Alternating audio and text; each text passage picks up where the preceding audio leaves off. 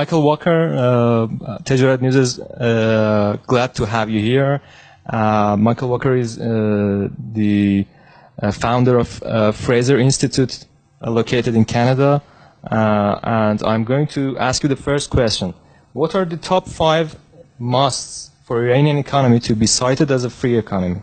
Well, there are 5. I mean, we measure 5 different areas of activity. The first one is the size of government, and the government in Iran is much too large. It has to be reduced. The second area is private property and the respect for private property and the rule of law. Iran has many difficulties in this area. It's one of the lowest scoring countries in the world in this area, and something has to be done about that, because today it's not just about what happens here, it's about how you are appearing to the rest of the world. And you know, that leads me to another point, and that is, a lot of times we talk about getting foreign investment, bringing foreigners in. One of the problems that Iran has is not just getting foreigners in, it's keeping Iranians here. Iranians are leaving, and part of the reason they're leaving is because they don't see a future here, and that has got to be reversed. So one of the things, the second thing then, is you got to get good rule of law and good protection of private property, so people won't leave Iran to invest in my community in West Vancouver, Canada, for example, instead of here in Iran. The third area is having a sound money system with access by people to foreign currency. Iran has done some things with regard to people's holding of foreign currency, which I think anybody would say was very, very regrettable. To take people's foreign currency and give them another currency when they specifically wanted to hold a foreign currency because they wanted to protect themselves against the uncertainties of their own government and against inflation. That is a very important one to get right. And you're not going to have any credibility by Iranians or by the rest of the world until you get your currency in hand. The fourth area, and this is equally important, is ensuring that Iranians have got freedom to trade with other people. Much has been talked about the sanctions. The sanctions are foreign governments saying you may not trade with Iranians. But the Iranian government has all kinds of tariffs, all kinds of walls that it puts up. And so it's kind of a situation where foreign governments have done mean things to you, so you're going to do mean things to yourself to get it back. And it's not right to do that. It's obviously silly for Iran to put up barriers to trade from the inside while people are putting up barriers to trade on the outside. So you should eliminate to the degree you can the barriers that are stopping Iranians from trading freely with the rest of the world. In other words, you have to reduce your internal sanctions against trade. I mean, right now you've got the sanctions, the external sanctions out, and now you can see there's still these other sanctions left, and they're your own sanctions. So you've got to get rid of those sanctions. And the final area is regulation of labor, regulation of capital markets, and regulation of general business. And here also, here as a matter of fact, Iran has made some gains, particularly in the regulation of business. You've made greater clarity in your regulations. You've given people better access to permits and things of that kind. That's a very good step in the right direction. But you still have terrible labor laws. You have laws which make it very hard very unattractive for people to hire, for businesses to hire people because they can't fire them. You mean, for example, the minimum wages? No, the conditions of how, under what condition may you release an employee once you hire them, and these along with the other regulations of the labor market are create really an inhospitable environment for the relationship between business and labor. And then, of course, there's your financial regulation, the regulations with regard to the banking system. You have another big problem in the banking system, the ownership of banks by the government. This is, this is something most countries in the world have gotten rid of. It's an old thing, an old policy that really has been very, very damaging, and you should get rid of it. So those are the 5 areas that Iran has got to contend with. And then there's another kind of issue, and that is, what is the appropriate role of government in the Iranian economy? Government is a big item in Iran. And so I think it would be good for the Iranian people to have a discussion and debate about what role should government play? What are the things that only government can do? That's the things that government should do, because otherwise they should be done privately. They should be done by people interacting freely. So I guess if, in addition to the 5 areas I've already talked about, I would have a good discussion about what are the things that government should be involved in, and I would make in that area distinction between the things that the government may want to pay for, or the people may want the government to pay for, such as education, primary and secondary education. That doesn't mean that the government needs to produce those services. There's a lot of evidence around the world that suggests that private providers of elementary and secondary school do a much better job. Parents are much more likely to be involved in the process, and the educational outcome is likely to be much better.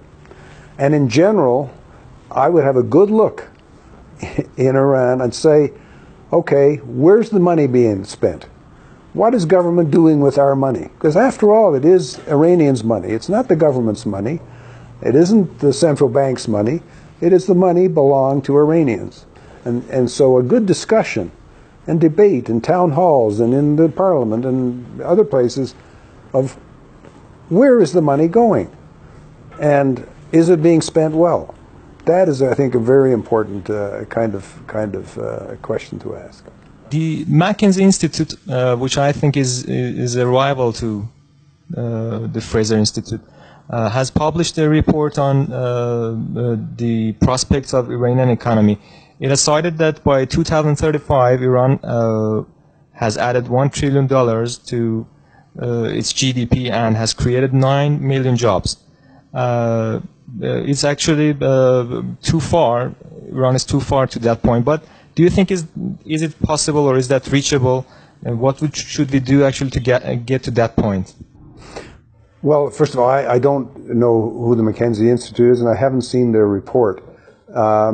Our report is circulated by 100 institutes around the world. We are sort of a supply organization for other people, and that's what we're trying to do here, is to give people in Iran information about how you look to the outside world. Now, when it comes to saying what Iran should do, it's Iranians, not some institute, that needs to determine that. And you need to determine it by asking the questions that we've been talking about in this interview. What is the appropriate role for government? Government should only do the things that is absolutely essential for it to do. And then beyond that, it should be the private sector. And so the questions you have to ask about that is, what is the government doing to inhibit the private sector? What's it doing to drive away your best and brightest brains? Why do you have 500,000 of the best brains that Iran has ever produced living in Los Angeles and Vancouver, doing things from everything from high tech? The young man who just took over Uber his father left this country because it was not hospitable here for him. So I think rather than making projections, and I think these projections are highly skeptical. I'd be highly skeptical about making such projections. The most you can do is make sure that the conditions here for bright young people to make the best possible living that they can, if you attend to that, you keep the population from flowing out. I showed a chart at my presentation, and it showed that Iran is in the process of being hollowed out. Your future is leaving. And it's still leaving. People say, well, they're coming back. No, they're still leaving. And they're going elsewhere because they are not being provided with a kind of environment that we have in British Columbia, for example, or in California. And you can provide that kind of environment. And so that's where I would focus my attention. And then the past history of Iranians has shown them to be exceedingly bright, exceedingly aggressive, exceedingly wealthy. When you go back in history, you look at you've been in all those things. You've exceeded, and so you will succeed if you provide your young people and your entrepreneurs with the right kind of environment. You don't have to give them money. You don't have to give them incentives. You just have to let them do what they know how to do best. And I would not spend very much time forecasting those kind of things. There are some things you can learn. And this is what I spent time today talking to people about. You know, I've been for 50 years I've been involved in the business of advising governments how to do things. And there are some lessons you can learn about all of that. You can learn how to do a privatization. You can learn how to change your education system. You can learn a lot of things about how to do things from other people's experience. Don't try to invent the wheel of economic policy change in your country. There's too much good information out there from other experiences that you can use to that extent. That's, I think, exactly the point. Because here some people think that there is something like a government who paves actually the route to development. Is there anything like that? No, absolutely. The government cannot be the leader in your prosperity. Nobody in the government knows what should be the future of Iran. Nobody knows what you should devote your great people resources to. What we know is that if you tap into the world of enterprise and of reward systems where people are rewarded for what they do and rewarded for the education that they have, and not depending on the government to do that for them, but rather to depend on providing a service or a good or an invention to other people who will pay them for it. That is the key economic process that will lead Iran to the best possible outcome. There is nobody in your government, I'll repeat it again, there is nobody in your government who knows where Iran should go, which path you should take. That's indeterminate. But what we do know is you'll get to better places the more you allow people to use their brains and use their talents in their own interest. Not because it's good for Iran, but because it's good for them. That's why the people have left. If the people were concerned about the future of Iran, they wouldn't have left.